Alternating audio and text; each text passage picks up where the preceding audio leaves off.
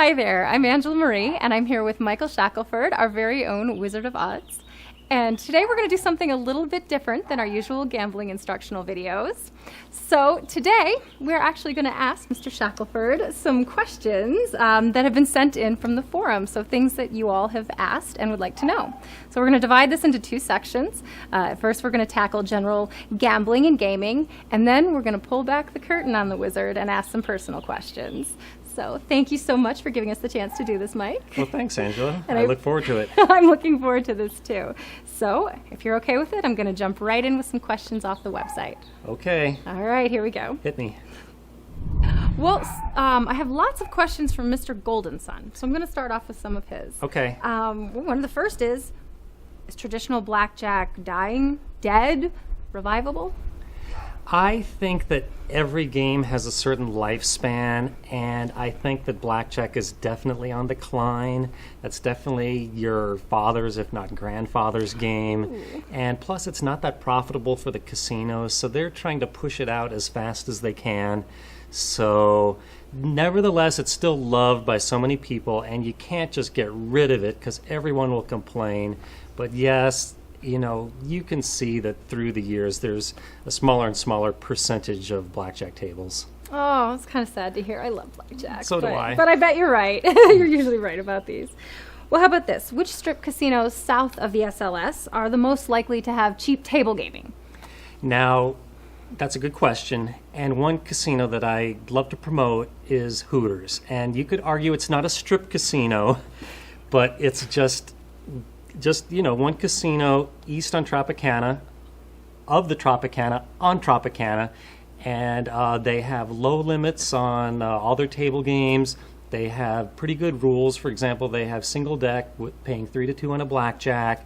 The restaurants, the rooms, everything is very moderately priced for the economy gambler. And they have the cute Hooters girls dealing on some of the tables. So I think it's a fun casino that's reasonably priced. So that would be my advice if you don't mind walking 5 minutes from the strip over there. Wow. So you go for the wings.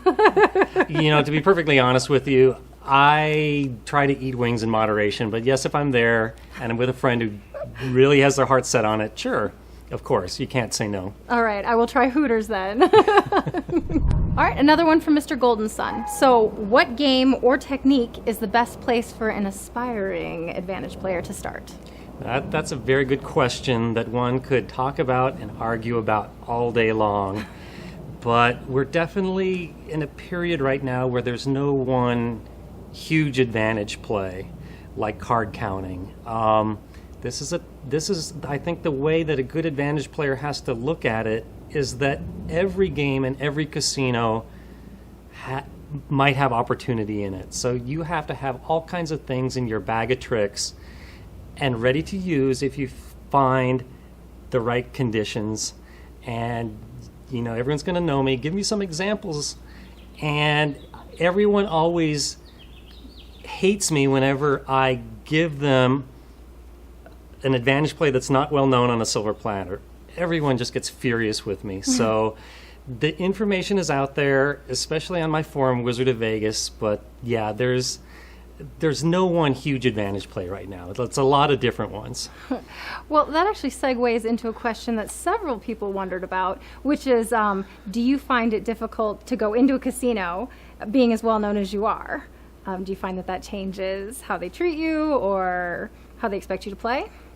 Well, when I first got to Vegas, I loved it because I was unknown all over town. And, but my name has been passed around from casino to casino that this guy's an advantage player, an unprofitable player, a card counter. So I am welcome in most casinos, but they're not going to send me any mail or give me any of the niceties. So it takes away a lot of my incentive to play. Now, do they actually come out and approach me saying, "Oh, Mr. Wizard, you know, it's an honor to have you"? You know, generally not. You know, sometimes they're kind of rude about it. Like one time at the old Hilton, you know, some guy in a suit just came out and very brusquely said, "I'm going to keep my eyes on you." But other times somebody will come out and, and shake my hand and say, "You're Mike Shackleford, right? Oh, yeah, I love your site. I wanted to say hello and, say I love the site." And I really appreciate that. And I don't mind being watched. But yeah, also as an example of being noticed, I heard that card counting conditions were really ripe on cruise ships because I heard that they weren't onto that very well yet. Mm-hmm. So I booked a cruise and was card counting pretty aggressively. And after the first session, I get a call to my room and, "Mr. Shackleford, this is the casino manager so-and-so. Would you please come to the casino, please?" And so I go there, and he starts out with a bunch of compliments like, "I was kind of suspicious of your play, so I Googled your name." Oh, no. Yeah, that ended that pretty quickly. Right. Well, you are a very ethical player. Mm-hmm. So another question that has come up several times is, do you feel that hole carding is ethical? Well, some people might not think I'm ethical after this answer. But for those who don't understand the question, sometimes a dealer that has a card that's supposed to remain upside down, sometimes they deal at kind of the sloppy game and they expose it, especially if you're in a certain position at the table. Mm-hmm. And is it ethical if you see that card to keep your mouth shut about it, but adjust your play so as to make advantage of the information? And a great way to use it is in 3-card poker. If you can just see one of the dealer cards, suddenly you've turned a 3.5% house advantage to a player advantage. So is it ethical to do that? I will do it. I'm not saying that makes it ethical. Mm-hmm. Everyone has to walk their own life and answer these questions themselves. But the way I look at it is the casino is trying all kinds of tricks to get my money. So if I have a little opportunity to take some of theirs without cheating, sure, I'm going to take it. You heard it here first. He says it's okay. I just said it's okay for me. I just said I've been known to do it. I'm just teasing. And I'm glad Pai Gao Dan's not here. Oh, he would vehemently disagree. I can see that. Yes, so it's definitely something that gets argued about. Well, since we're going to play the way that you're teaching us to, mm-hmm. The scene does change a lot, though. And how would you say that the gambling scene in Vegas has changed in the past 10 years or so? Yeah, unfortunately, it's changed for the worse. Video poker certainly has become a lot more stingy. 6 to 5 blackjack tables are unfortunately becoming, ubiquitous. So the rules have been getting worse for the players. Nevertheless, there's still good bets to be found out there, and if you follow my gambling advice and play the lowest house edge games, it's still almost like getting free entertainment. We like free entertainment in Vegas. Yes, we do. Well, so with the changes, what do you think the future of live casino poker is? Well, I think poker has reached its peak and is just starting to decline a little bit. I know that the casinos kind of see it as a necessary cost of doing business as opposed to something they're enthusiastic about, mm-hmm. because it doesn't make a great deal of money for the casinos. So, and furthermore, for the player, poker rooms have just become infested with sharks, and it's not as enjoyable for the recreational player as much. Mm-hmm. So yeah, I think that poker is on a slow decline. I'm sorry to hear that. Well, here's a fun question from Johnny Q. How do you evaluate or enjoy the Diamond Perks at CZR? Well, not as much as I used to. They've been a little bit stingy on some of the things like the Diamond Lounge. But I think the 2 best perks are short lines for everything, and you get 2 free show tickets every month.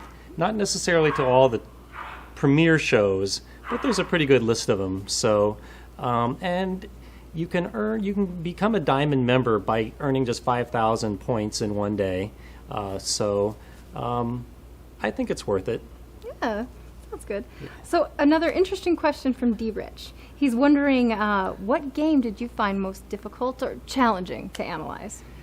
Well, that's a good question. I mean, blackjack is a difficult analysis if you're going to do a combinatorial analysis, meaning looking at every single combination of the way the cards can land, and it's the splitting and the dealer peeking for a blackjack that makes it rather complicated. So I am proud to be in a small club of people that have done a perfect combinatorial analysis.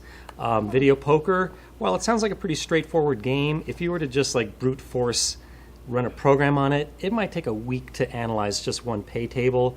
And I'm looking at video poker all the time with all these different games and pay tables and variants. So I'm proud to say I got my video poker program through just lots and lots of shortcuts down to analyzing a pay table in just 1 second.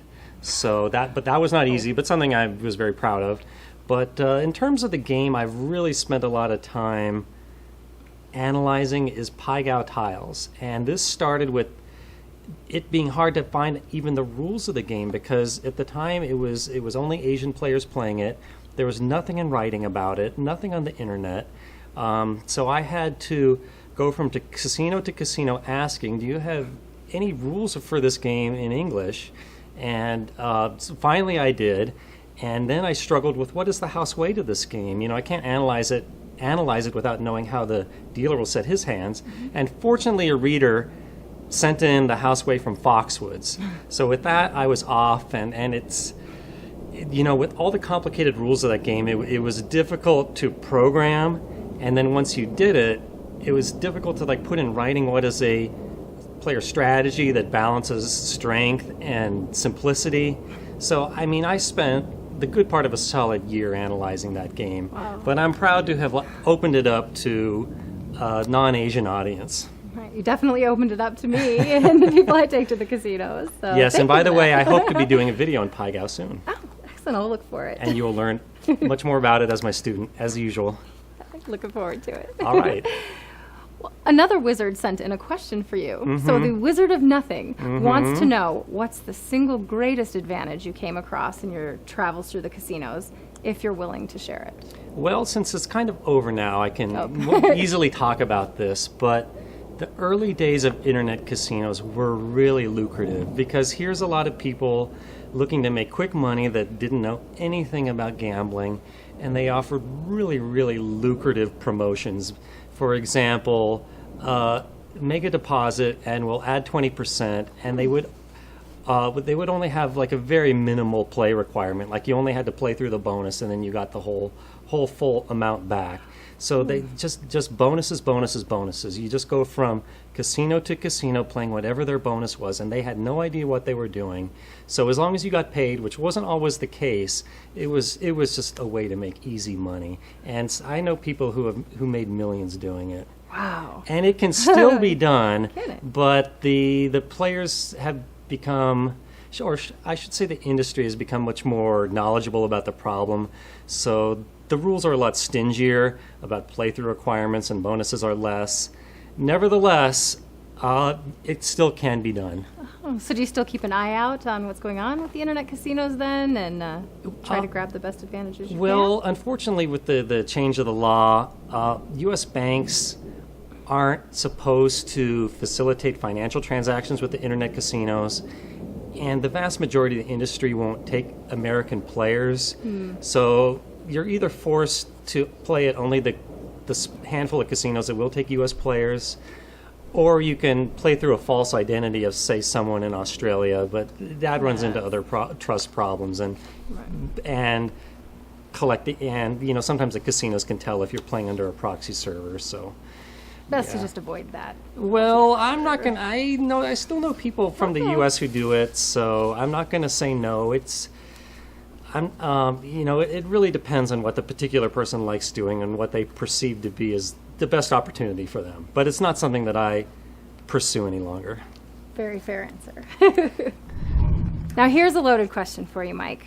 So this was sent in by Paradigm, and they'd like to know that based on your experience, both inside and outside casino management, such as your time at the Venetian, if you had total control over the casino, what would the casino floor look like?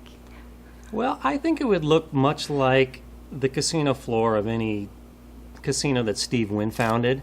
I think that he has a really good eye for casino design and having a good mixture of table games and slots and placement. And I think it's really important to have the exciting games in the middle and the low profitable games tucked off in a corner somewhere, like live poker and video poker. So, and I would not do things like, for example, at the Venetian, they have the poker room right there at the front entrance. I think that's a terrible idea because poker is not a very profitable game for the casino. So they're giving this low profit game the best space. And poker players will find the poker room no matter where it is. They don't care where it is. So, so I really think the Wynn itself is a great example of casino design. Right. Wow, well this has really been interesting for me, so thank you so much, Mike. For our next video though, we're going to get a little tougher on you and a little bit more personal, so I hope that's all right. Okay, I'm nervous, but we'll give it a try. All right, I'll go easy on you. Okay, thanks. Thank you.